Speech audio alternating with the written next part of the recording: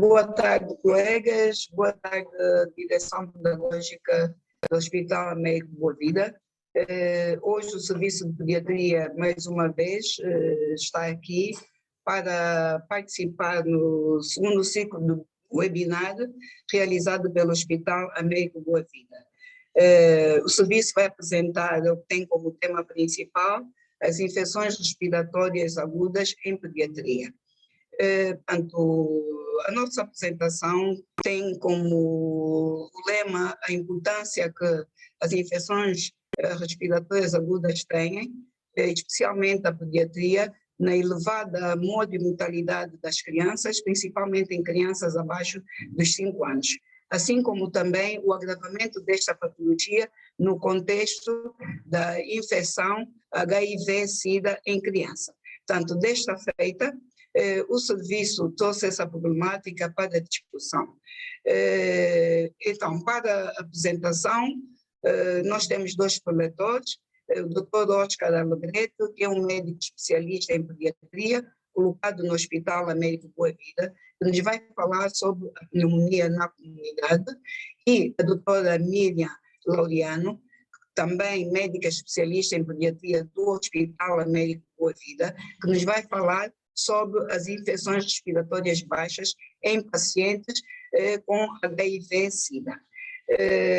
Desde já, gostaríamos de pedir desculpas aos participantes pelo atraso, mas vamos então iniciar a nossa apresentação, passando a palavra ao Dr. Oscar Alegreto.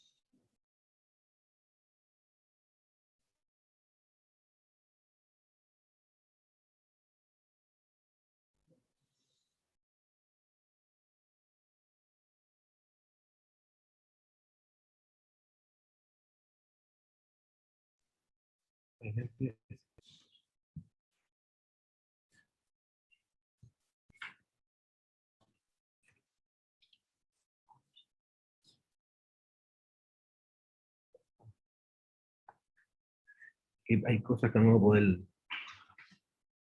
Ya. Buenas tardes, colegas que participan en esta videoconferencia. El tema que nos corresponde hoy, neumonía adquirida en la comunidad en niños. Como ya informó la doctora Leopoldina, soy pediatra de esta institución.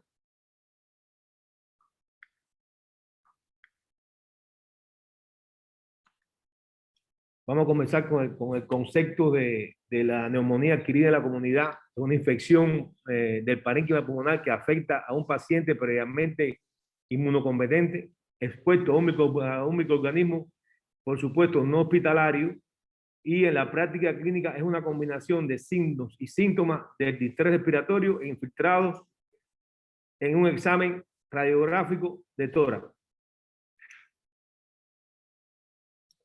Las neumonías en el mundo se comportan de la siguiente forma: afecta a 450 millones de personas anualmente, 156 millones de nuevos episodios de neumonía en menores de 5 años, y el 95% de las neumonías adquiridas en la comunidad ocurren en países en vías de desarrollo, o sea, en desenvolvimiento. La etiología, los agentes causales de la neumonía en los niños varía con la edad. Y la causa más frecuente son los virus, especialmente en menores de 2 años, mientras que la etiología bacteriana va en incremento, llegando a un 40% en los menores de 5 años. Los gérmenes más frecuentes en los recién nacidos tenemos que estar el Streptococcus beta hemolítico del grupo B, la Escherichia coli, la Listeria monocitogénica, el Staphylococcus aureus, Ureaplasma aureolithecum, virus incitar respiratorio y citomegalovirus. De 3 meses a 3 años también se mantiene el Streptococcus pneumoniae, Clamidia trachomatis, Ureaplasma, Listeria monocítica, Bordetella pertussis y Staphylococcus aureus. También están presentes los virus. Los más frecuentes son el virus incitar respiratorio y el parainfluenza. De 4 meses a 4 años, las bacterias más frecuentes son el Staphylococcus, el hemófilo, la Bordetella pertussis, la Staphylococcus aureus, el Streptococcus piógeno. Y los virus, los más frecuentes son el virus incitar respiratorio, el parainfluenza, el influenza A y B y el rinovirus. Mayores de 5 años, las bacterias más frecuentes son el Mycoplasma pneumoniae, el Streptococcus, la Clamidia, el Streptococcus pneumoniae, Staphylococcus aureus, la Legionella pneumófila, el Streptococcus pyogenes, los virus de influenza A y B. Y por supuesto, en toda esta etiología está incorporado nuevamente el coronavirus. Es un virus que tuvo una pandemia mundial que también tiene que ver con esta causa de neumonía adquirida en la comunidad. La etiopatogenia se plantea que son microorganismos que entran por las vías aéreas, que es menos frecuente la vía hematógena, se comporta por las microgotas de fluyen de persona a persona, por las secreciones respiradas, contaminadas, y también todos sabemos que las bacterias se encuentran en nuestro organismo, pero cuando hay una inmunodepresión, atacan al organismo, entonces son bacterias que están colonizadas en la rinofaringe y pueden atacar las vías respiratorias inferiores y producir una lesión del parénquima pulmonar. Ahora, es importante saber los factores de riesgo de estas neumonías adquiridas en la comunidad, porque evitando los factores de riesgo, por supuesto, evitaríamos estas infecciones. Con relación al niño, el sexo masculino estadísticamente se ve más afectado, los menores de 5 años. El bajo peso al nacer, la desnutrición. Todos sabemos que el bajo peso al nacer, la desnutrición, tiene consigo un déficit de proteínas. Las proteínas son las encargadas de las defensas de formar las inmunoglobulinas que tienen que ver con la defensa del organismo, y por supuesto son más proclives a padecer de estas enfermedades bronconeumónicas o neumónicas porque no tienen defensa, son inmunodeprimidos. Solo para esto no, para otras muchas cosas. Otro factor de riesgo es factores, prácticas inadecuadas de lactancia materna, o sea, no dar lactancia materna exclusiva hasta los 6 meses. Todos sabemos la importancia de la lactancia materna porque tiene una cantidad de hemoglobina A, tiene lactoferrina, que tiene que ver también en la defensa del organismo. Es la principal vacuna de un niño en los primeros meses de vida. También tenemos los déficits de micronutrientes, la vitamina A, el hierro, el zinc, la falta de inmunización. Todos sabemos que hay vacunas contra gérmenes que producen neumonía. Una importante que se practica en casi todo el mundo es contra el Haemophilus influenzae, que es una neumonía muy grave, y también era causa que no tiene que ver al tema también de epiglotitis, con un cuadro muy agudo y que llevan a la muerte a los pacientes.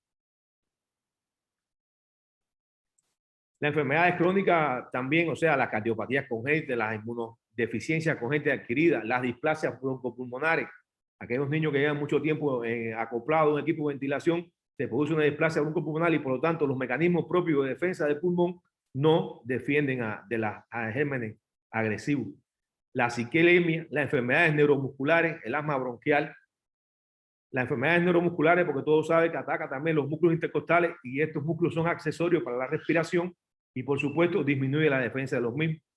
Los ingresos repetidos por infecciones respiratorias agudas y el uso indiscriminado de antibióticos. Como ya hablamos, por debajo de los 2 años, generalmente los gérmenes más frecuentes son los virus. Y a veces usamos antibióticos no de la forma adecuada, se crea resistencia a estos antibióticos, entonces son más proclives a estas neumonías.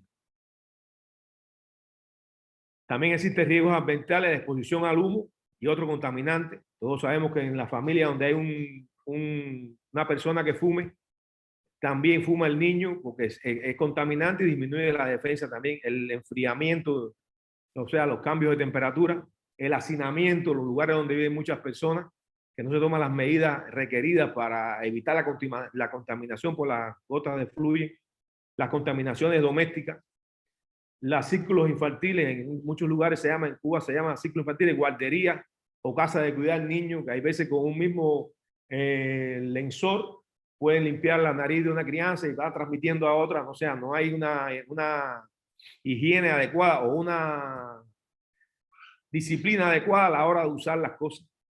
Y entonces se transmite la falta de percepción de riesgo por parte del personal de salud. Hay veces nosotros mismos no nos damos cuenta que una crianza está entrando en una neumonía adquirida en la comunidad. La atención médica tardía, o sea, no llegan a tiempo a los bancos de urgencia. Y por supuesto, cuando llegan a tener una neumonía como tal instalada, el bajo nivel de escolaridad de la madre sobre todo. ¿Por qué? Porque no entienden bien la enfermedad y no comprenden muchas veces lo que el médico explica. La edad materna, las mujeres más jóvenes son a veces no por despreocupación, sino porque no entienden mucho y la crianza del niño no es igual. Ahora, vamos a hablar ahora de la clasificación de la neumonía adquirida, de las neumonías. Según el lugar donde se adquiere, se puede adquirir en la comunidad, que ya hablamos, que es una gérmenes que están en la comunidad, sobre todo en pacientes sanos o inmunocompetentes. Aquí hay que tener cuidado porque puede haber una crianza que salió del hospital y llega menos de 72 horas en la rúa y puede llevar un germen intrahospitalario y se comporta como una neumonía nosocomial, no como adquirida en la comunidad. Las neumonías nosocomiales, por supuesto, son las que se adquieren en el hospital, porque antiguamente los hospitales se llamaban nosocomios y por eso es el nombre de nosocomial. Según la expresión anatomoclínica, las neumonías son intersticiales lobales, segmentarias, neumonías a foco diseminado o bronconeumonía. Y puede haber causas infecciosas y no infecciosas. Dentro de las causas no infecciosas tenemos las neumonías aspirativas, es muy frecuente en la crianza las neumonías por irritativas por petróleo, o sea, no lembro ahora cómo se fala en portugués petróleo, por queroseno, que esas neumonías son neumonías que en las primeras 48 horas aparecen silentes y a partir de las 48 horas empieza a una reacción química a nivel del pulmón y aparecen las neumonías. También están las neumonías irritativas y las neumonías hipostáticas, que son las neumonías que es por encamamiento progresivo y por no movilizar bien al paciente que está con una enfermedad crónica acostado en una cama. Ahora, las manifestaciones clínicas dependen del tipo de neumonía. Generalmente las neumonías que son de forma de condensación, que existe la neumonía, que la típica es la producida por la Klebsiella pneumoniae, y hay neumonías intersticiales o atípicas. La típica es de instalación aguda con fiebre, taquipnea, con tiraje leve o marcado. Es importante que a veces una neumonía puede pasar desapercibida pensando cuando tienen un dolor hipocondrio derecho, que es un dolor abdominal y a la vez y es una neumonía de base derecha que irradia al hipocondrio derecho y muchas veces nos confunde con una apendicitis. Las neumonías atípicas, en estas neumonías hay presencia de fiebre, tos, taquipnea, hiperrespiración prolongada, sibilancia, stertores subcrepitantes en ambos tiempos respiratorios, o sea, en la inspiración y la expiración. Hay cambios cambiantes en la tos. Esto orienta a Mycoplasma pneumoniae como germen, Clamidia trachomatis y Clamidia pneumoniae. Las neumonías típicas o de consolidación, hay presencia de taquipnea, de acuerdo a la OMS. El tiraje es signo de riesgo e indicación de atención hospitalaria. En ocasiones, el tiraje es más importante su observación que la taquipnea. La taquipnea es una respuesta fisiopatológica a la hipoxia. Si no se compensa la hipoxia, el niño presentará cianosis, quejido, aleteo nasal o adejo nasal, que son signos del mal pronóstico. En el diagnóstico clínico, por supuesto, tenemos que ver la epidemiología, o sea, la historia epidemiológica de la crianza, el examen físico. En el examen físico tenemos que ver la inspección, si hay tiraje intercostal, tiraje supraesternal, adejo nasal, si hay tiraje generalizado. A la palpación hay aumento de las vibraciones vocales. A la percusión hay submatidez o matidez. A la auscultación puede estar en murmullo vesicular normal o disminuido con estertores. Hay veces hay un soplo tubario, se ausculta, rodeado de una corona de crepitante que es muy frecuente en la neumonía por neumococo.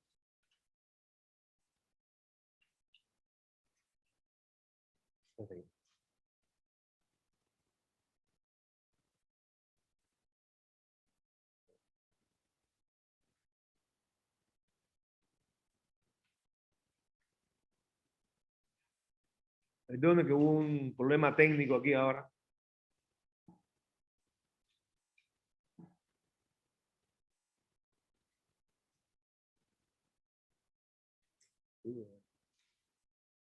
Ya. ¿Sí? Aquí tenemos algunas radiografías típicas de las neumonías adquiridas en la comunidad. Usted tiene una neumonía del lóbulo superior derecho. Aquí tenemos una radiografía de tórax con un patrón intersticial, que es el patrón que es en forma de encaje.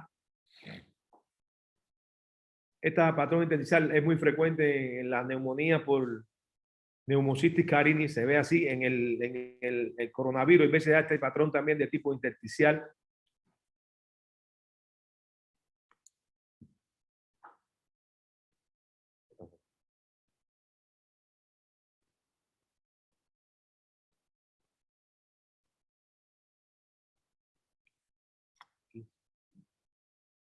Ahora, es importante este concepto a la hora de avaliar una crianza con una neumonía, ya sea de la comunidad o adquirida en el hospital nosocomial.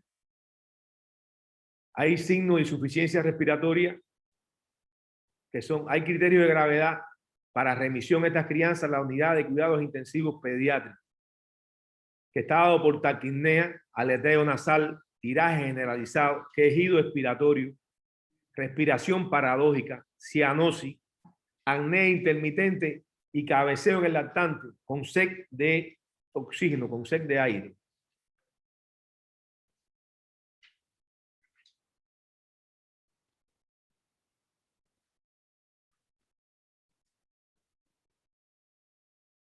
Hay criterios gasométricos como es la saturación de oxígeno por debajo del 92%, la FiO2, o sea, fracción expirada de oxígeno por encima de 0,6, la presión de oxígeno por debajo de 50 milímetros de mercurio en ambiente y la PCO2 por encima de 50 milímetros de mercurio en ambiente.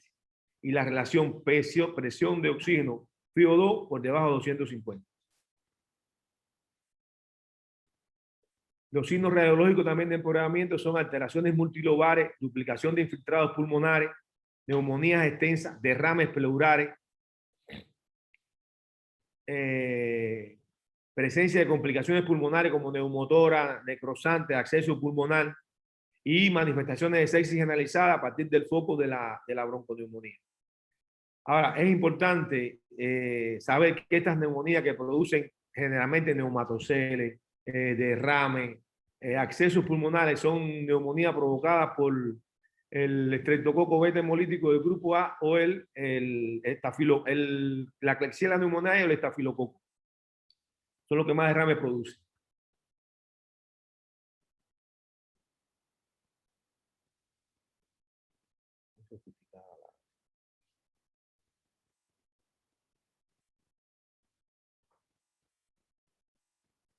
Signos y síntomas de alarma de la enfermedad son parecidos a los criterios de terapia intensiva, pero son más leves. Fiebre que persiste o desaparece, hipotermia. Lo mismo, hipertermia que hipotermia son signos de preocupación o de alarma. Dolor torácico o abdominal, cambio de sensorio, rechazo absoluto de los alimentos, aparición de nuevos síntomas como vómito, disminución de la diuresis, aumento de la frecuencia respiratoria o respiración irregular, tiraje, quejido, esputo sanguinolento, cambia la coloración de la piel, tanto cianosis como palidez.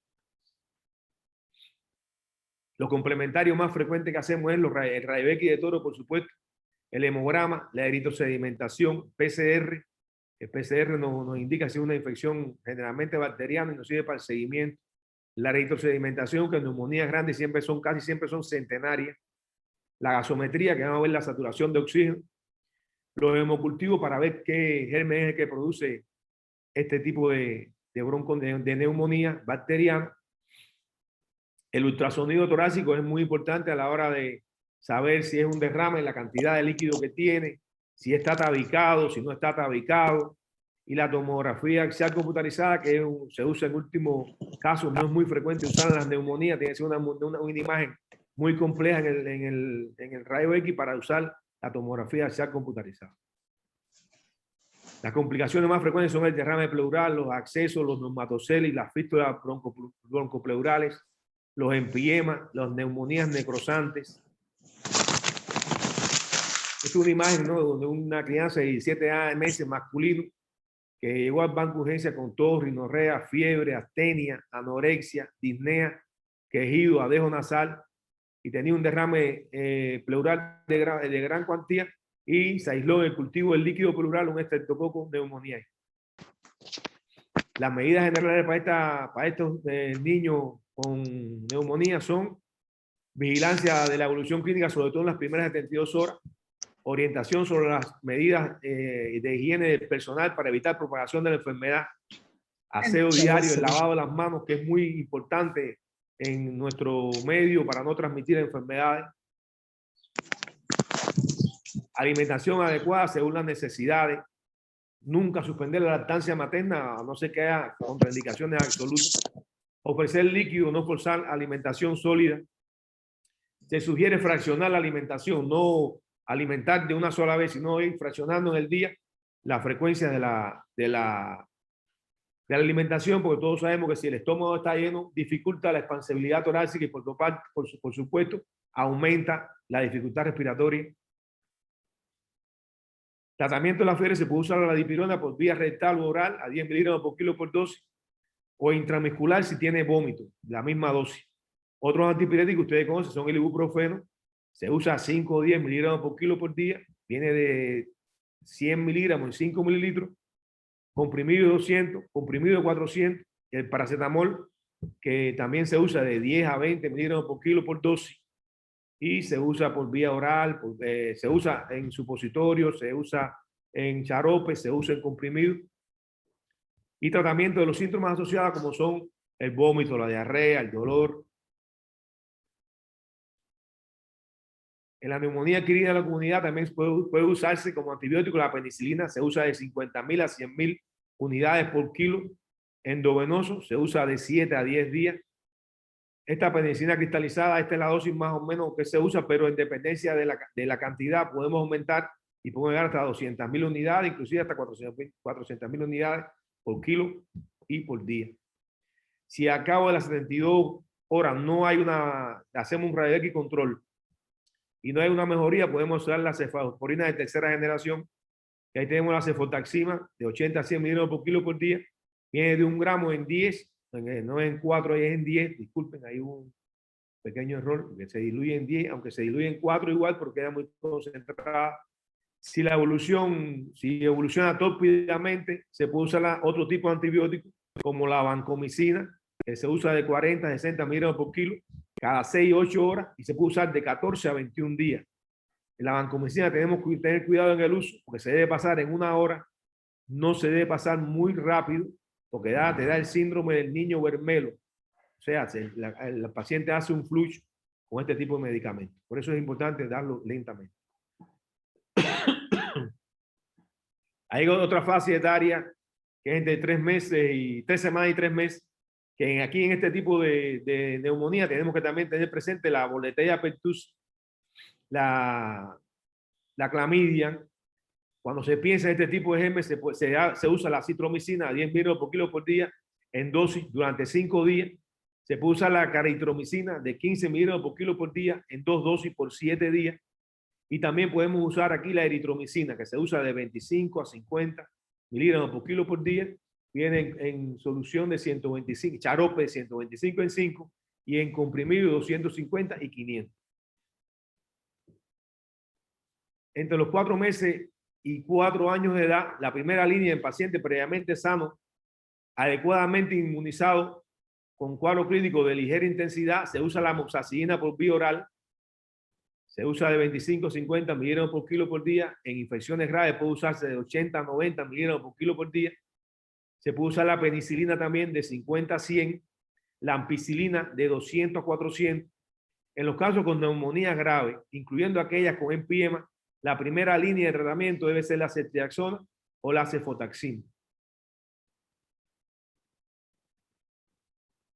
En estas neumonías que se sospecha estafilococos aéreos penicilino resistentes, o sea, que producen beta-lactamasa, se debe usar la penicilina semisintética, que aquí en nuestro hospital se usa mucho, sobre todo en las neumonías que pensamos en estafilococo y también en algunas infecciones de la piel, donde pensemos que hay también lesiones por estafilococo. Y se usa la cloxacillina, que se usa de 100 a 200 miligramos, aquí puede ser 90 a 100, puede llegarse hasta de 100 a 200 miligramos por kilo, y se puede dar cada 6 horas o cada 8 horas. También podemos usar el Trifamop, que tiene el trifamol, que aquí nosotros lo conocemos como amoxicilina con ácido clavulánico. El clavulánico es un medicamento que se adiciona a la amoxicilina, que no evita que se pierda la inactividad. Por eso se usa esto, se usa de 90 a 100 miligramos por kilo por día, se da de 8 en 8 horas y se puede dar de 10 a 14 días. La cefalosporina, la cefasolina, una cefalosporina de primera generación, se usa 150 miligramos por kilo por día y se da 3 veces al día. Y también podemos usar la vancomicina de 45 a 50 miligramos por kilo por día o la clindamicina a 40 miligramos por kilo por día en 4 dosis. Hay cápsulas de 300 y de 600. En las neumonías graves, incluyendo aquellas que tengan empiema, en la primera línea nosotros usamos la cefotaxima de 50 a 200 miligramos por kilo por día, y en dependencia de la evolución clínica y de la respuesta del paciente se puede usar la vancomicina, la ceftriaxona, la clindamicina. Serán añadidas a la cefalosporina de tercera generación cuando tratamos neumonía a focos múltiples, rápidamente progresivos, necrosantes, con empiema, neumatoceles, y también se asocia cuando están asociadas a infecciones de partes blandas. El oseltamivir, ustedes todos conocen que es el Tamiflu, que sobre todo se usa cuando hay epidemias de virus influenza en pacientes con neumonía, antecedentes de enfermedades crónicas con reconocidos riesgos de evolucionar a la gravedad y en neumonías graves aún sin factores de riesgo. Muchas gracias. Hasta aquí llega nuestra exposición. Obrigado.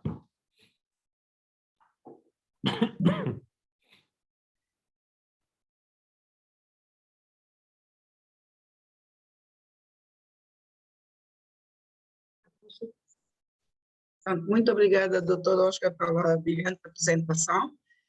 Gostaria de chamar, portanto, informar os colegas que devem deixar no chat todas as vossas perguntas, inclusive o nome, para que se possa, então, posteriormente emitir o certificado de participação no webinar. Vamos dar continuidade, portanto, passando a palavra à doutora Miriam Laureano, que nos vai falar, então, sobre infecções respiratórias baixas em criança com infecção HIV/SIDA.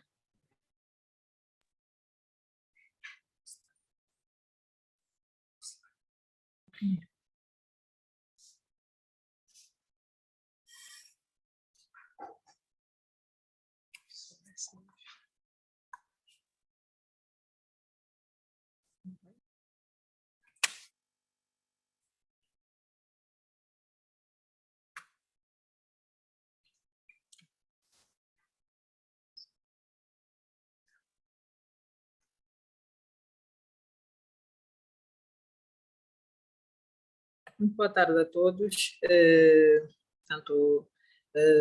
convidados desta sessão de webinars. Nós trazemos para a vossa consideração o tema que já foi referido, infecções respiratórias baixas por VIH/SIDA em crianças. Este tema foi elaborado com este propósito. Este é o sumário que temos para a vossa apreciação. Em jeito de introdução, e como já foi referido pelo Dr. Oscar, as infecções respiratórias estão dentre as principais causas de morbimortalidade em crianças menores de 5 anos com VIH em Angola. Este dado é referente ao último inquérito de indicadores múltiplos de saúde de 2014. A SIDA é definida pelo desenvolvimento de infecções de repetição, doenças oportunistas e neoplasias resultantes da imunodeficiência secundária à infecção por VIH. O diagnóstico precoce e tratamento imediato constituem a principal estratégia para a redução da mortalidade por infecções respiratórias. Este trabalho tem como objetivos,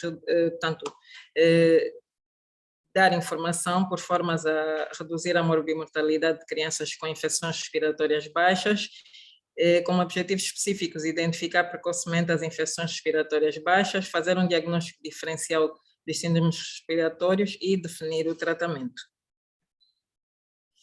Segundo a etiologia, as infecções respiratórias baixas no doente com HIV, portanto, podem ser agrupados em 5 grandes grupos. Portanto, as infecções respiratórias de causa bacteriana, as infecções respiratórias micobacterianas, infecções fúngicas, infecções virais, infecções parasitárias. Portanto, temos aí descrito neste quadro tanto alguns dos agentes mais frequentes nas infecções respiratórias baixas no doente com HIV. Passamos a discorrer mais adiante. Portanto, só dando uma pincelada àquilo que já foi referido pelo Dr. Oscar, a pneumonia adquirida na comunidade, portanto, é uma das infecções bacterianas mais frequentes. De referir que o doente com HIV não é diferente, tanto em termos de propensão de agentes etiológicos, como qualquer outra criança imunocompetente. Assim, está sujeita aos mesmos agentes e tanto decorrentes da faixa etária para a promoção de infecções. Tanto o pneumococo é o agente mais frequentemente implicado, é muito mais frequente em doentes com HIV do que em crianças imunocompetentes. Alguns fatores podem jogar tanto nesta alta frequência, portanto, crianças com idade abaixo de 5 anos, crianças com contagem de CD4 inferior a 200 células por milímetro cúbico, crianças com ausência ou uso irregular de terapia antirretroviral. E de referir que essas pneumonias por pneumococo têm um risco elevado de pneumonia invasiva. Outros agentes podem estar na origem de infecções bacterianas, como a Haemophilus influenza, os Staphylococcus aureus, e ainda agentes atípicos, como Mycoplasma pneumonia e Chlamydia pneumoniae. Tanto o diagnóstico das pneumonias é essencialmente clínico, portanto, tem toda aquela sintomatologia que já foi referida, portanto, que vai variar em função da faixa etária, portanto, em crianças mais pequenas pode ter uma sintomatologia mais inespecífica, com quadros de gastrointestinal, com gemido, com inapetência alimentar, com hipotermia ou hipertermia, nas crianças maiores com manifestações mais claras de pneumonia, como tosse, dificuldade respiratória, febre. Portanto, o diagnóstico laboratorial é essencial porque nos vai direcionar para, portanto, a probabilidade maior de uma infecção bacteriana. Portanto, se solicitarmos o hemograma, podemos efetivamente encontrar uma leucocitose com neutrofilia, e exame imagiológico é de suma importância para, portanto, a caracterização das lesões a nível radiológico.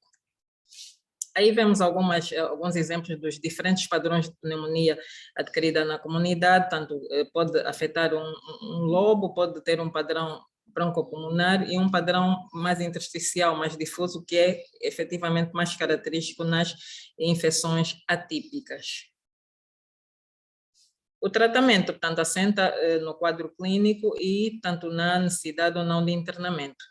O tratamento de eleição, tanto é a base de penicilinas, como já foi referido, tanto sem necessidade de internamento, normalmente o tratamento varia de 10, portanto 7, 10, efetivamente até 14 dias, eventualmente, dependendo de cada caso. Portanto, temos medicamentos alternativos como as cefalosporinas e nas pneumonias atípicas a azitromicina, levofloxacina. Nas crianças com necessidade de internamento, vamos adaptar em função à faixa etária. Tanto, normalmente, nas crianças menores, associa-se a ampicilina à gentamicina e, tanto na criança maior, tanto, normalmente orienta-se ao uso das penicilinas, tendo em conta o agente etiológico mais frequente, que é o pneumococo, como já foi referido. Nas pneumonias atípicas, tanto, novamente, a azitromicina ou a claritromicina, tanto nas doses estão aí referenciadas. Falando um bocadinho das infecções por micobactérias, tanto, a tuberculose é a principal entidade.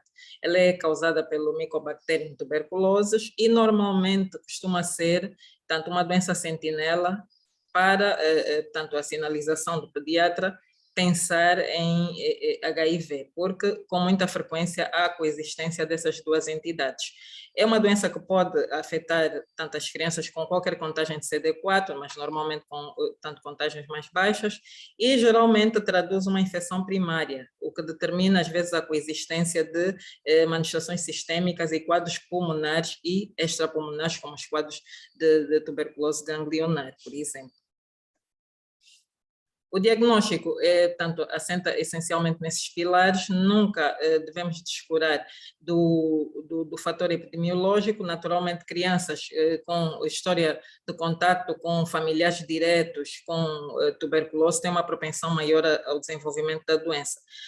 O quadro clínico, portanto, é muito mais arrastado e interessa sempre ao pediatra questionar. É uma criança que tem uma história prévia de emagrecimento, de sudorese, com anorexia, com astenia, pode eventualmente ter tosse e, tanto, sintomas mais inespecíficos e depois, com a arrastada doença, ter manifestações mais claras da mesma. O raio-x é essencial para, tanto, identificar o tipo de tuberculose, tanto que a criança apresenta. O exame laboratorial pode auxiliar-nos, tanto para os marcadores de inflamação, como a AVS, tanto que podem ter alguma alteração nesses casos. É essencial também o teste de tuberculina, baciloscopia nas crianças maiores que já possam expectorar, o GeneXpert mesmo para avaliar a questão da resistência à rifampicina e exames culturais e teste de sensibilidade antibiótica sempre que possível. Então, temos algumas imagens aí, tanto que traduzem a infecção por tuberculose, tanto, e a propensão e a predileção pelas zonas mais arejadas, pelos apexes pulmonares.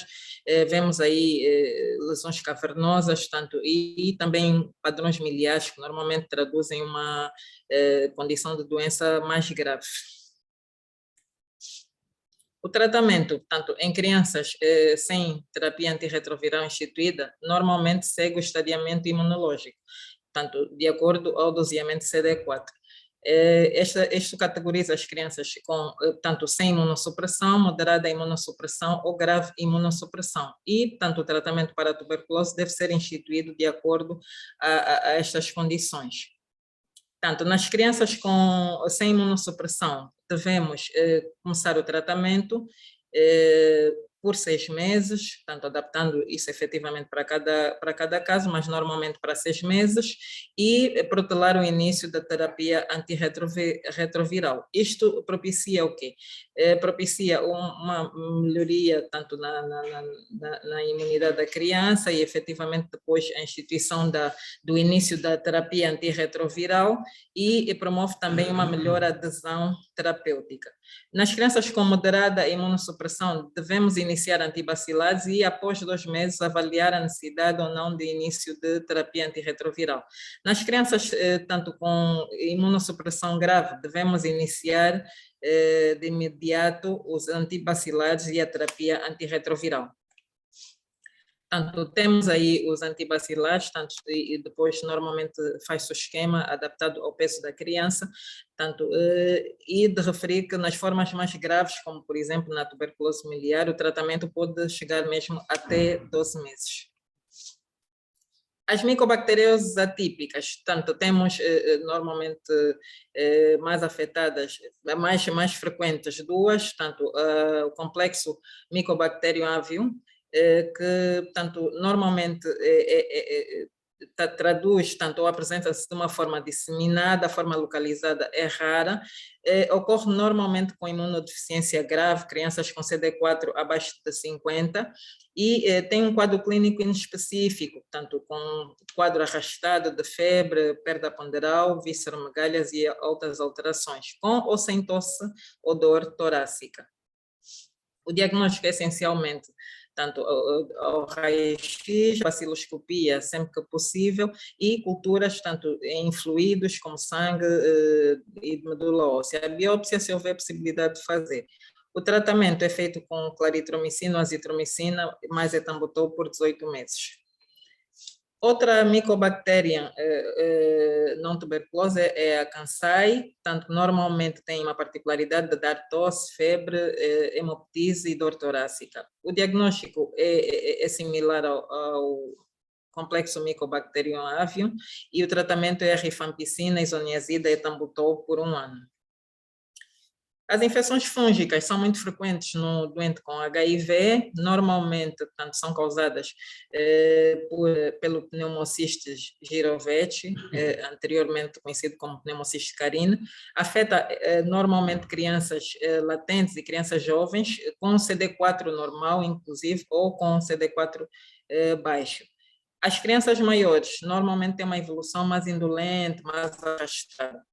Esta entidade tem uma alta taxa de mortalidade, mesmo com tratamento efetivo.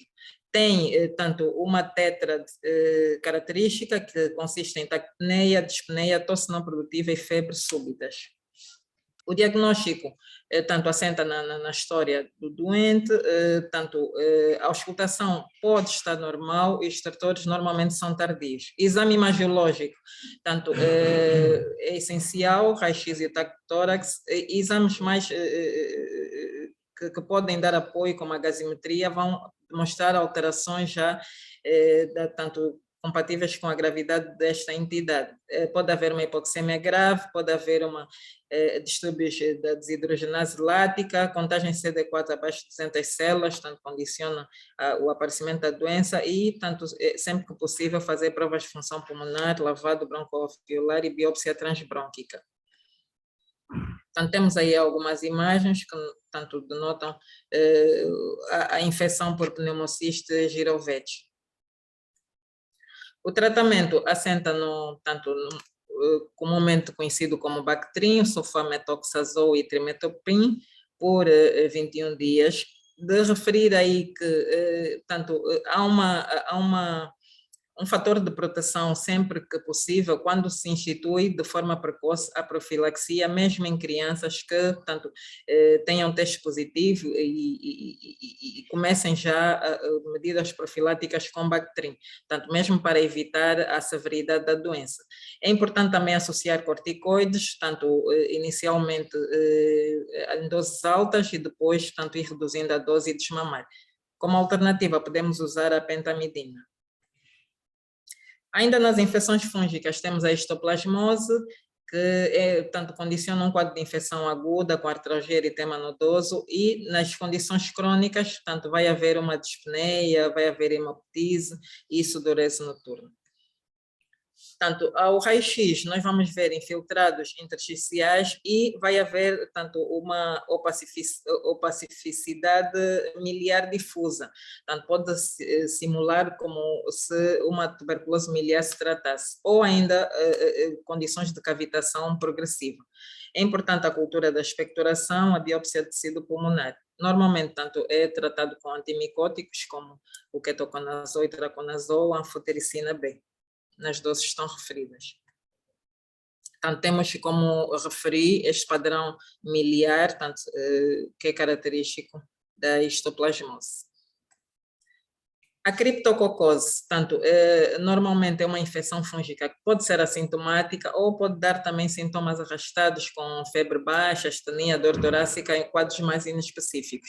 O diagnóstico assenta essencialmente no exame da expectoração, o lavado brônquico, o raio-x e o taque-tórax podem ser úteis, e a histopatologia se houver possibilidade. O tratamento com antimicóticos também, até negativação das culturas.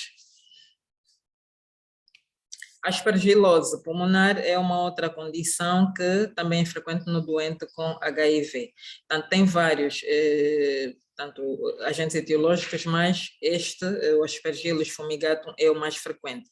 Normalmente também é uma infecção assintomática, mas pode cursar com tosse, hemoptise e dispneia. De referir que é uma doença fúngica que tem uma disseminação rápida. O diagnóstico é similar aos anteriores, tanto, de referir que pode haver também a detecção de anticorpos no soro. O tratamento é similar com antimicóticos.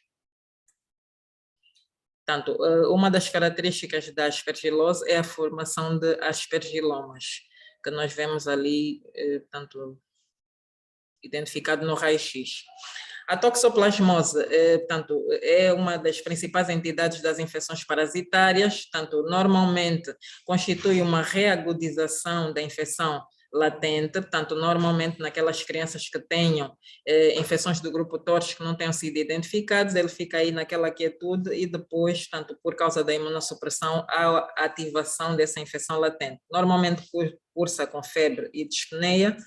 O diagnóstico, tanto ao raio-x, vai-se observar o infiltrado intersticial, pode haver derrame pleural.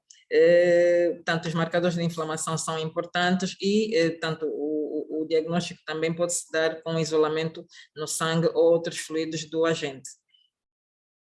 Portanto, temos aqui uma imagem que traduz a toxoplasmose. O tratamento, portanto, assenta na sulfadiazina, mais pirimetamina e ácido folínico, tanto por 4 a 6 semanas, depois vai se ajustando e o tratamento depois decorre indefinidamente. Como alternativa, podemos usar a clindamicina, portanto, associada aos outros fármacos que já foram referidos.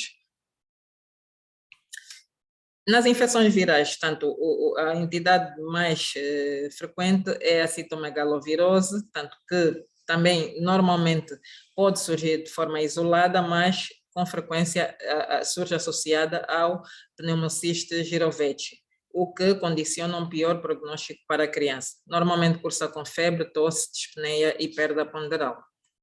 O diagnóstico é clínico e imagiológico, portanto, ao raio-x vai-se observar pneumonias de caráter intersticial, focais ou difusas. Portanto, se houver possibilidade, pode-se eventualmente fazer um lavado broncoalveolar e biópsias pulmonares. O tratamento assenta tanto no ganciclovir, tanto em doses altas e depois reajuste das doses e indefinidamente, tanto continuar a terapêutica ou terapêutica alternativa no caso de resistência ou intolerância com foscarnet. Portanto, em jeito de conclusão, as infecções respiratórias baixas na criança com VIH têm uma elevada morbimortalidade, podem ser a primeira manifestação de infecção por VIH-Sida. Sintomatologias agudas, tanto normalmente sugerem infecções bacterianas e sintomatologias indolentes sugerem infecções por micobactérias e efetivamente infecções fúngicas ou infecções virais. As infecções fúngicas têm uma alta taxa de mortalidade e de referir que qualquer uma dessas condições pode condicionar a ocorrência de doenças pulmonares obstrutivas crônicas. Obrigada pela atenção.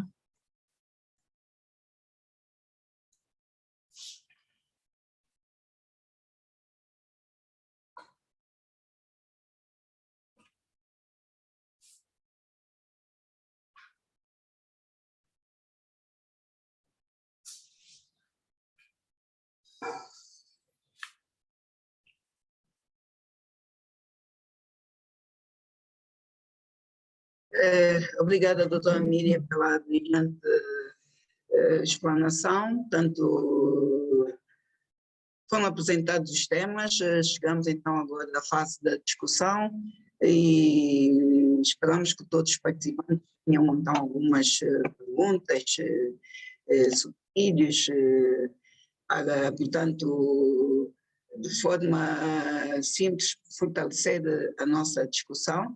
Estamos então a aguardar as questões, pode haver participação direta ou no chat.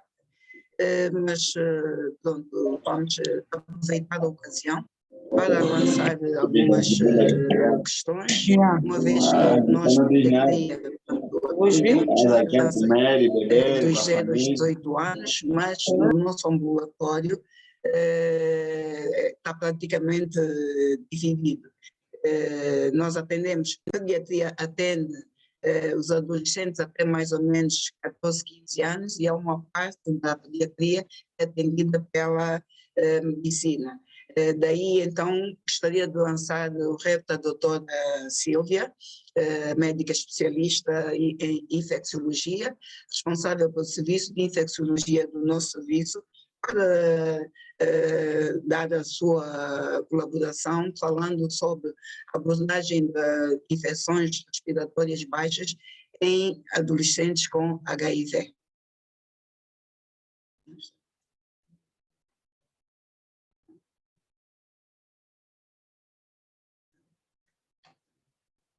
Doutora Sílvia, acho que não está a participar, mas estamos então abertos precisamos de contribuições.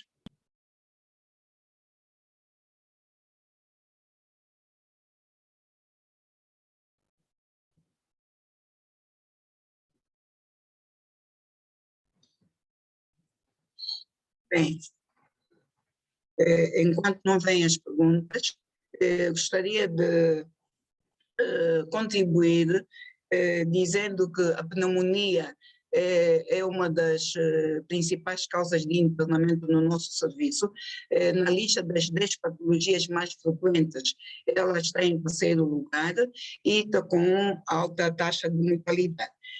Também, portanto, alertar aos médicos, principalmente os médicos mais jovens, muitas vezes as crianças vêm com queixa de dor torácica relacionando com alguma queda, acorrem ao serviço de urgência especificamente cirúrgica, com história de queda, criança com febre, com posição antálgica e, tanto inicialmente pensando no traumatismo, mas com uma investigação um bocadinho mais apurada, chegamos à conclusão que aquela queda é apenas uma relação que nem sequer foi confirmada pelos pais. Portanto, temos que ser perspicazes na abordagem dos nossos pacientes com pneumonia. Então, muitas vezes vêm com queixas sutis que fazem com que o diagnóstico seja retardado e daí também o tratamento atrasado e a complicação é muito frequente.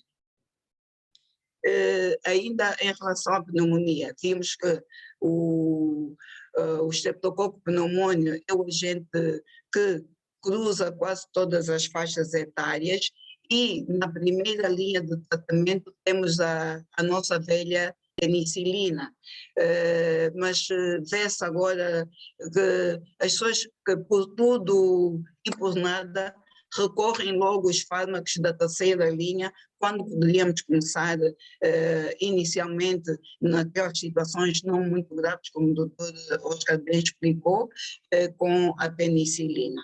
Portanto, é mesmo uma chamada de atenção que deveria ser feita, porque vemos o uso e o abuso das cefalosporinas para qualquer situação de pneumonia. Estamos então a aguardar pelos subsídios.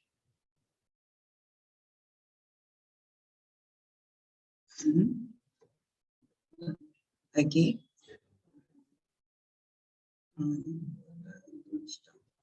Temos aqui algumas. Não tem nome, portanto, os colegas não estão enviados os nomes. Boa tarde a todos, já estamos em 2022. É o colega Hernani de Souza. Boa tarde, agradeço, webinar. Filomena, parabéns aos colegas, bem objetivos, valeu o refrescamento. Boa tarde, apresentação bem esclarecida. Mas gostaríamos da participação, doutores. Pneumonia é um problema sério no nosso país, e gostaríamos que alguns apresentassem essa experiência.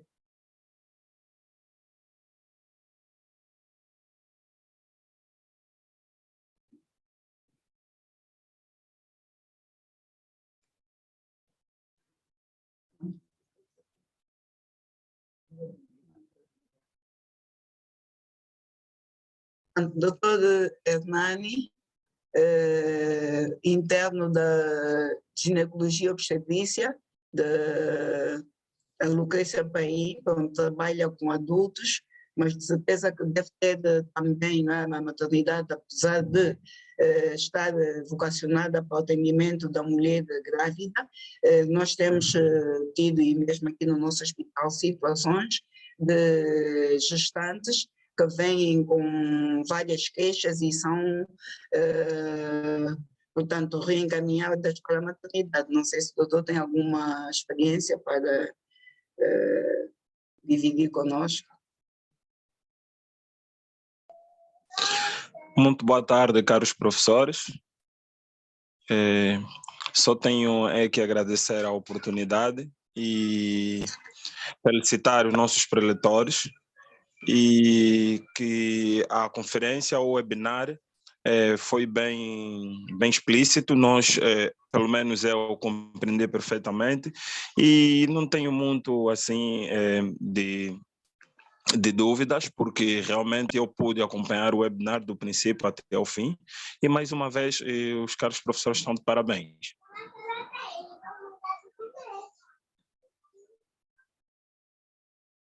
Muito obrigada, doutora Hernani. Vamos então dar continuidade, já que não há muitas perguntas, vou lançar o rep aos colegas. Sei que está conosco o nosso diretor clínico, o doutor Cordeiro, que é intensivista. É verdade que quando a pneumonia é muito grave, o paciente deve ser atendido na unidade de cuidados intensivos. Tanto gostaríamos que da apresentação feita tivesse alguma consideração.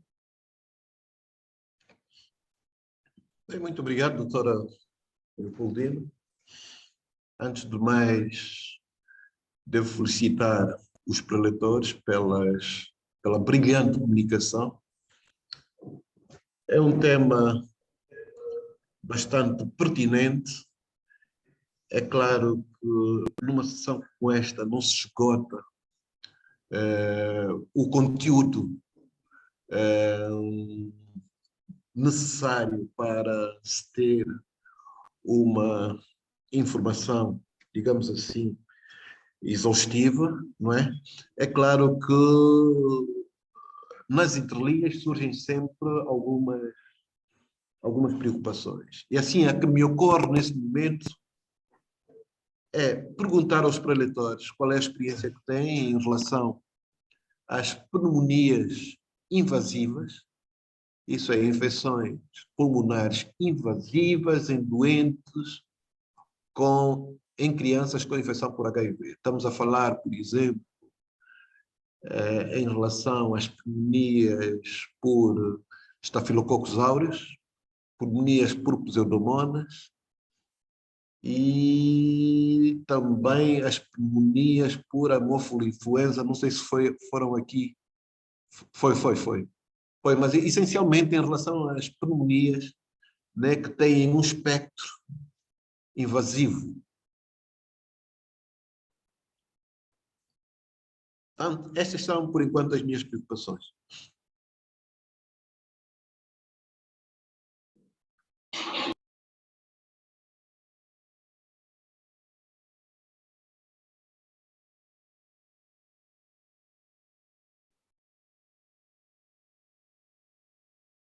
Muito obrigada, doutor Cordeiro. Vou lançar a pergunta aos doutores, doutor Oscar e doutora Miriam, para responderem, se faz favor, sobre pneumonias invasivas, pseudomonas, hemófilos e estafilococos. Doutora Miriam, principalmente em paciente com infecção HIV-Sida.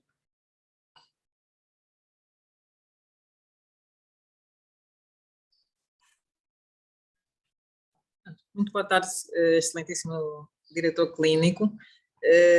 Como bem dizia a doutora Leopoldina, tanto a pneumonia é uma das entidades muito frequentes em pediatria, seja no serviço de urgência, seja no serviço de internamento.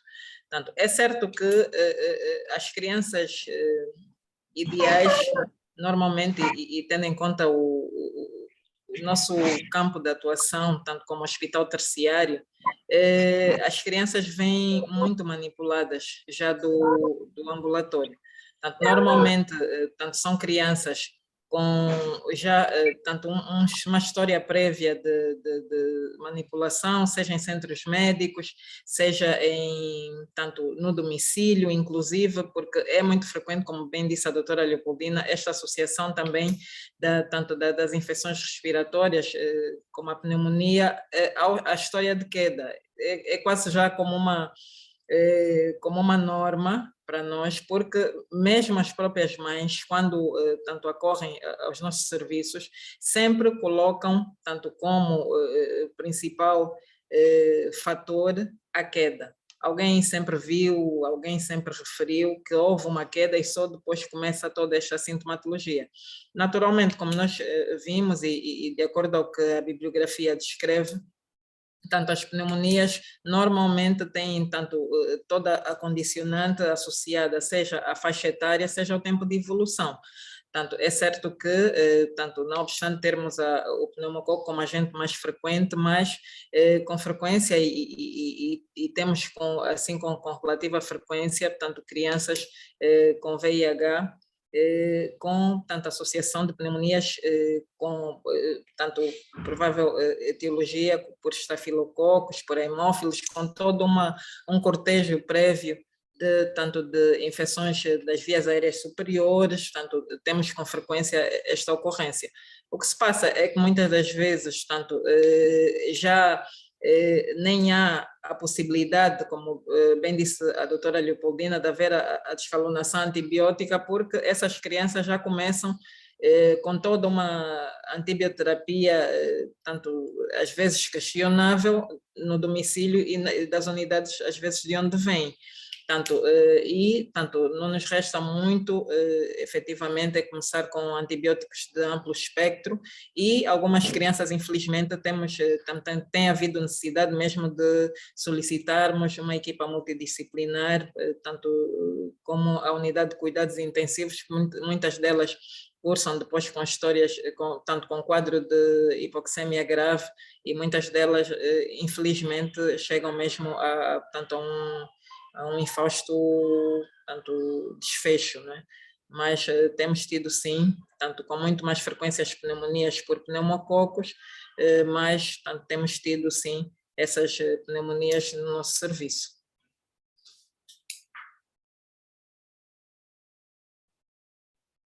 Obrigada, doutora Miriam. Também gostaria de acrescentar que o diagnóstico etiológico no nosso meio é, portanto, muito difícil. Aliás, a própria bibliografia também refere isso. Nós vamos, na maior parte das vezes, fazendo o diagnóstico empírico, não é? E utilizando esquemas que se ajustem de acordo com a faixa etária, como a doutora já disse, faixa etária e a gravidade do paciente. Bem, temos aqui uma pergunta feita, não está aqui o nome, portanto, gostaria de saber o papel da broncoscopia nesses pacientes. O papel da broncoscopia de todos os pacientes com pneumonia. Doutor Oscar?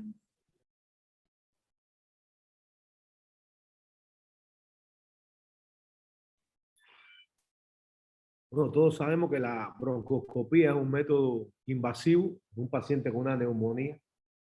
Generalmente la broncoscopía se usa cuando usted piensa que el paciente tiene una atelectasia por un cuerpo extraño que obstruye un bronquio, o también cuando buscamos una etiología, una neumonía que puede ser un tumor del aparato respiratorio y nos da el diagnóstico de una tumoración para después hacer otro tipo de intervención. La broncoscopía generalmente se usa cuando hay un diagnóstico dudoso de una neumonía.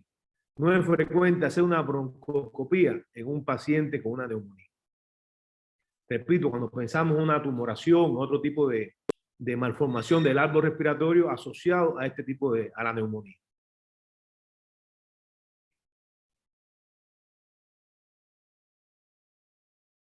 Obrigada, doutor Oscar. Temos mais uma pergunta dirigida ao doutor Oscar. O doutor Oscar falava sobre as imunizações. Até que ponto é importante o cumprimento da vacina pneumocócica? Bueno, generalmente todas las vacunas son importantes. Cuando usted usa una vacuna, evita esa enfermedad. La vacuna para neumococo se usa generalmente en aquellos pacientes que son proclives a estas infecciones por neumococo. O sea, no está en la vacunación actualizada como está el hemófilo, que mediante esta vacunación del hemófilo se ha disminuido todas estas enfermedades por hemófilo, como decía el doctor Cordero, son enfermedades. Hemófilo es un germen muy agresivo que produce una destrucción total de parénquima pulmonar.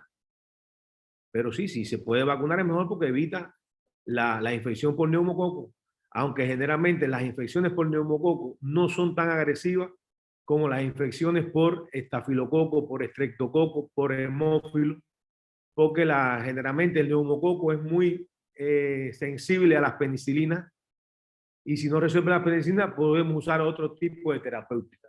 Hasta donde yo conozco, las vacunas por neumococo se utilizan en aquellos pacientes que por su enfermedad son proclives a estas infecciones por neumococo. Que si mal no recuerdo, uno es la falciformación y algunas pacientes que se hacen esplenectomía también son proclives a estas infecciones por neumococo. Entonces se pone esta vacunación para evitar estas dolencias que en estos pacientes, por las condiciones médicas que tienen, no responden habitualmente como un paciente que tenga una inmunidad requerida.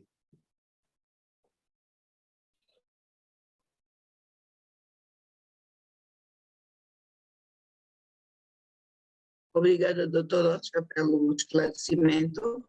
Aqui mais uma pergunta da Filomena, que pergunta como fazer o lavado bronco-alveolar. Pode responder?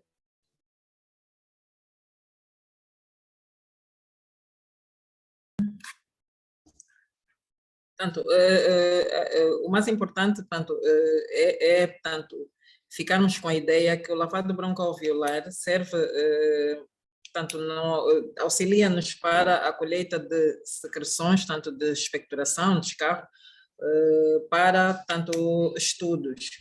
Normalmente, portanto, é um lavado, né, com solução de soro fisiológico, faz-se um aspirado e, portanto, esta secreção portanto, é que é usada para estudar. Portanto, é de extrema importância, isso em crianças muito pequenas, crianças debilitadas, portanto, pode ser muito útil, muito mais valia para, portanto, o estabelecimento diagnóstico e do agente etiológico.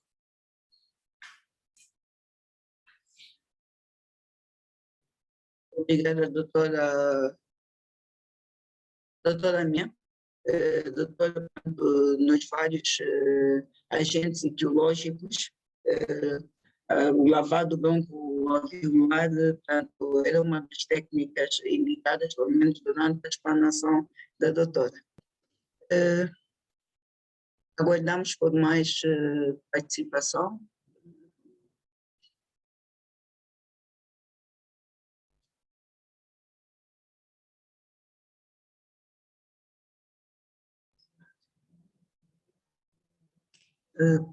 Doutor Cordeiro Alves, existe algum score de gravidade para estratificar as pneumonias em crianças?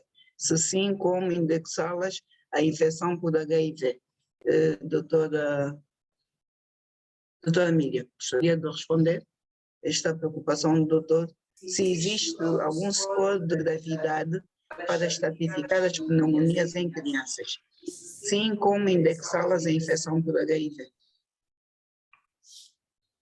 Portanto, não sei se tanto estarei ultrapassada, mas penso que não há um score específico para tanto indexar as condições de gravidade nas pneumonias. Há sim, tanto critérios majores para, portanto, o médico o pediatra definir critérios de internamento em crianças com pneumonias, assim como em crianças tanto imunocompetentes.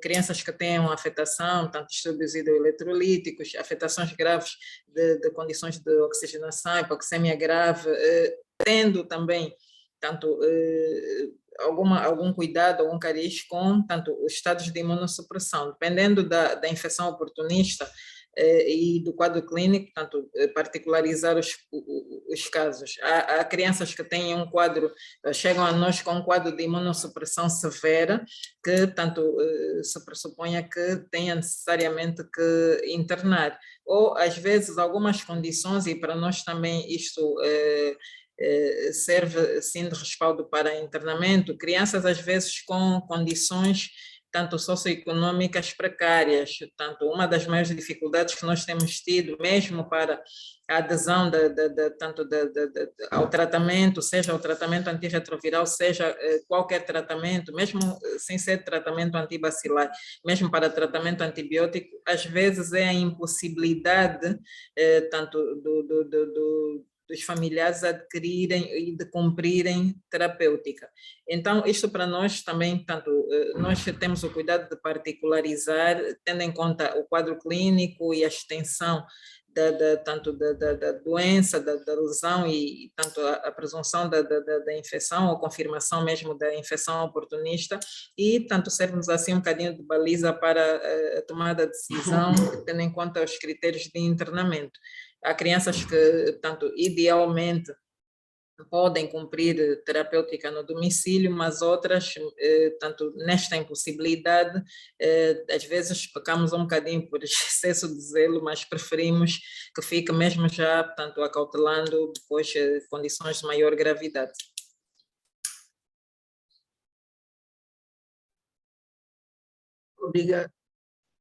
Obrigada, doutora Miriam. Doutor Cordeiro, não sei se a doutora Miriam conseguiu responder a sua preocupação, mas se puder dar também alguma contribuição. Conseguiu, sim senhora. Embora não tivesse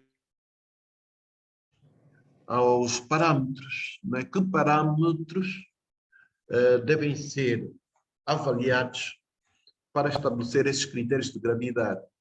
Por exemplo, frequência respiratória, depressão de estado de consciência, algum parâmetro que se relacione com a gasometria, não é? A insuficiência respiratória hipoxémica, que seja refratário à oxigenação, né? Portanto, se existe, não é, parâmetros, não é, a avaliar para estabelecer este critério de internamento, depois terapêutica endovenosa, critério para tratamento ambulatório, não é? Portanto, isso é, embora a resposta tivesse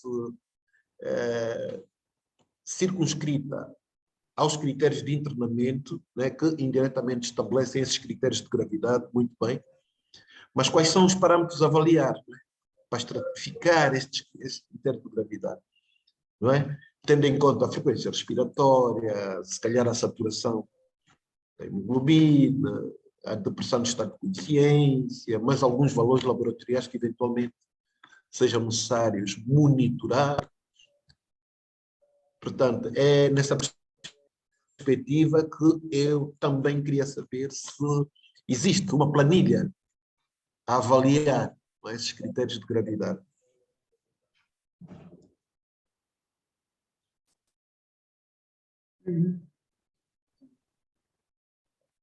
É claro que parte da pergunta já foi respondida, não é? Falou e muito bem os critérios de tratamento, etc, etc. Né? Mas agora, que parâmetros é que devem ser monitorados? Doutor Cordeiro, foi apresentado pelo doutor Oscar os critérios de gravidade do paciente, acho que responde à preocupação do doutor. Doutor Oscar?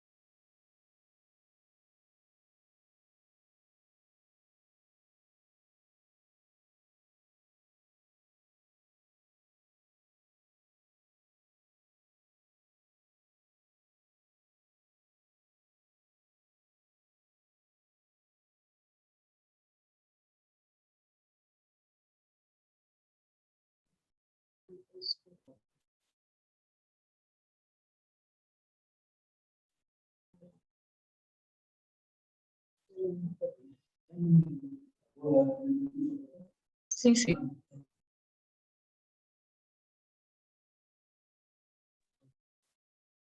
Buenas tardes, doctor Cordeiro. Para ver si con esta explicación yo un poco que explique Olha, lo que usted doutor Oscar, va não se esqueça. a preguntar. Hay Desculpa, criterios. desculpa. Não se esqueça o que vai dizer.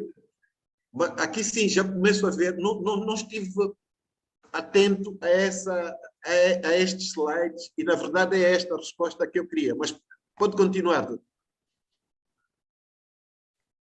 Entonces hay criterios clínicos para remitir un caso y que los intensivistas avalíen el caso, como son los signos de insuficiencia respiratoria dado por taquipnea, aleteo nasal, tiraje generalizado, quejido expiratorio, respiración paradójica, que indica que hay una disfunción del cerebro, sobre todo en el centro bulbar, que es el que hace la frecuencia respiratoria, cianosis, acné intermitente y el cabeceo en el lactante, que viene siendo como la sed de aire del lactante. Esos son los criterios clínicos.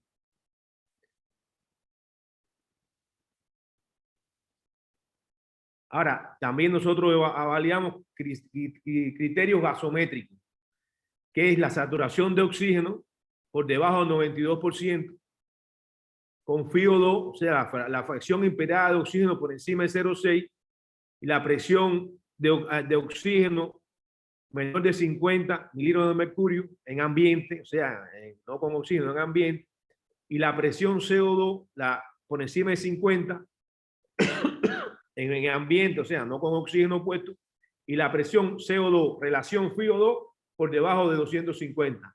Esos son criterios gasométricos.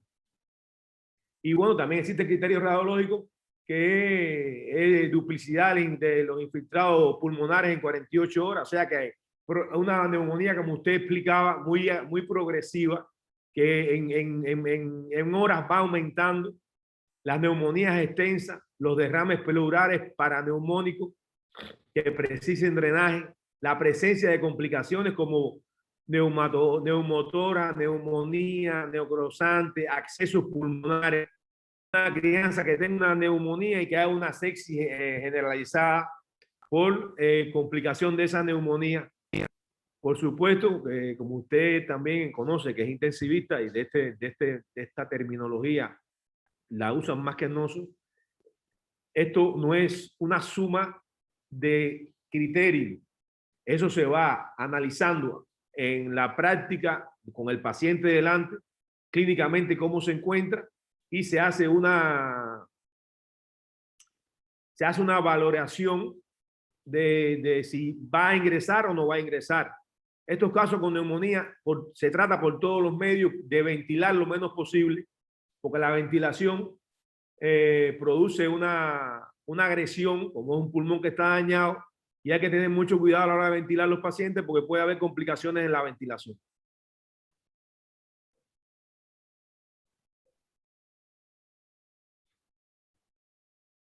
Muito obrigada, doutor Oscar, pelo esclarecimento.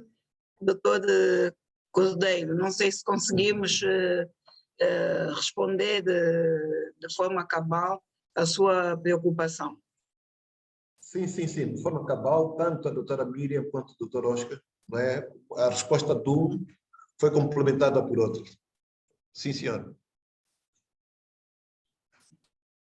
Bem. Lino. Temos mais uma pergunta do Dr. Bernardino. Diz, sabendo que grande parte da população aqui tem o hábito de automedicação, até que ponto tem complicado o diagnóstico e tratamento dessas crianças? Portanto, Dr. Bernardino Gomes, eu lanço para os leitores, doutora Miriam, doutor Oscar, quem puder responder. A influência da automedicação. Portanto, como já me havia referido, é complicado. Nós estamos ainda temos um trabalho muito grande pela frente, em termos de educação para a saúde, seja para a nossa população, e eu seria um bocadinho mais extensiva, também para os profissionais de saúde, porque a prática diz-nos que nós recebemos muitas crianças com tanto mal manuseadas e muitas das vezes nem são por automedicação, são mesmo por tanto manuseadas a nível de instituições de saúde. Portanto, é triste dizer isso, mas sim. Crianças com terapêuticas incorretas, nós em pediatria é uma máxima em como devemos trabalhar com peso. E esta é uma dificuldade muito grande. As doses nunca estão ajustadas, os tempos de tratamento não são cumpridos e tanto não há uma estratificação da provável etiologia. Como disse a doutora Leopoldina, temos ainda muitas dificuldades em termos de exames laboratoriais de apoio para a identificação de certeza para os agentes etiológicos, mas ainda assim, tanto o que vigora, que impera, deve ser a clínica. Tanto o profissional deve tanto avaliar cada criança de forma individual e estratificar tanto e assentar o seu diagnóstico tanto para aquilo que é mais provável. Há crianças, inclusive, que nem necessidade têm, como disse bem o doutor Oscar, tanto de antibióticos e vêm muito mal manuseadas, tanto crianças como já vimos tanto em relação à etiologia por faixa etária, nos latentes é muito frequente as pneumonias por infecções virais e normalmente essas pneumonias são autolimitadas, tanto o tratamento é de suporte e nem necessitam inclusive de antibióticos. Então tem sido uma dificuldade muito grande, mas muito principalmente para a educação da nossa população e também dos profissionais de saúde. As mães às vezes até saem assim meio desoladas quando tanto acorrem aos nossos serviços e levam uma receita às vezes só com hidratação e paracetamol. Elas julgam que tanto o médico não sabe aquilo que está a prescrever, não mensurou tanto com algum cuidado o que o seu filho tem, sem assim tristonhas, porque a ideia que se tem é que o bom profissional é aquele que prescreve uma data de fármacos e nós já sabemos que isto não corresponde à verdade.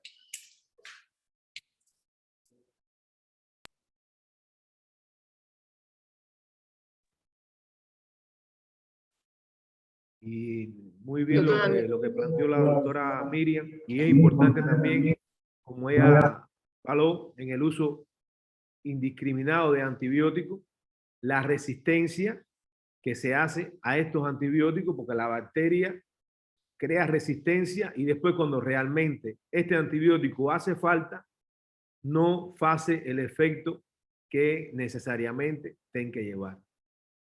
Y recordar que las crianzas generalmente por debajo de 3 años, por debajo de 2 años, las infecciones que predominan son las infecciones virales. Muchas veces vienen muchas crianzas con diarrea, con cuadros leves de diarrea. Usted le manda hidratación, le manda la dieta, no le prescribe antibióticos. Y es verdad que piensa que ese médico no sabe nada, no le mandó nada de antibióticos para esta crianza. Generalmente son enterobacterias que se autolimitan y que realmente lo que llevan es manutención de su medio interno. Yo creo que eso es importante. Y el uso indiscriminado, el mejor antibiótico es el que no se usa cuando no se usa adecuadamente. Porque también los antibióticos tienen reacciones adversas, tienen reacciones colaterales. Hay veces la dosis no es la idónea. Entonces vienen con vómito, con otras cosas que no es tanto por la enfermedad que tienen de base, sino por el uso indiscriminado y, como dice la doctora, con dosis no requeridas en los pacientes.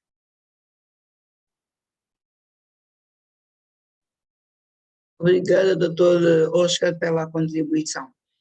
Gostaria de acrescentar aqui que, reforçando o que a doutora Miriam disse em relação ao facto de algumas mães saírem desoladas, é necessário criarmos uma interação médico-paciente boa para que os familiares, os acompanhantes acreditem na nossa conduta E, lógico, se nós encaminhamos essa criança para o domicílio com uma receita e pedimos à mãe para que ela regresse num curto espaço de tempo para nós podermos avaliar a criança, certeza que ela vai sair mais confiante e vai regressar para dar-nos a informação em relação à evolução da própria criança. Portanto, é a humanização. Portanto, a humanização vai melhorar a qualidade da assistência prestada aos nossos pacientes. Bem, não havendo mais questões, vamos então dar por terminado o nosso trabalho. Não sei se os coletores têm mais alguma coisa a dizer. Doutora Miriam, doutora, desde já agradecer aos coletores pela disposição, em especial a doutora Miriam, porque ela encontra-se em período de repouso médico, mas abraçou a nossa causa. A doutora Miriam, jovem especialista do nosso serviço, que não quis ficar de fora. Está de parabéns por isso, mesmo doente, aceitou o desafio. Doutor Oscar, muito obrigada pela contribuição e, mais uma vez, a direção do hospital, a direção pedagógica, por terem escolhido o serviço de pediatria para a apresentação deste tema importante, né, que são as infecções respiratórias agudas em crianças, né, e também no contexto da infecção HIV. Os temas nunca são acabados, mas acho que a participação dos ouvintes, né, dos colegas que estão a assistir o nosso webinar, mostrou que realmente o tema é importante. Vamos então encerrar, agradecendo desde mais a participação de todos e até o próximo webinar.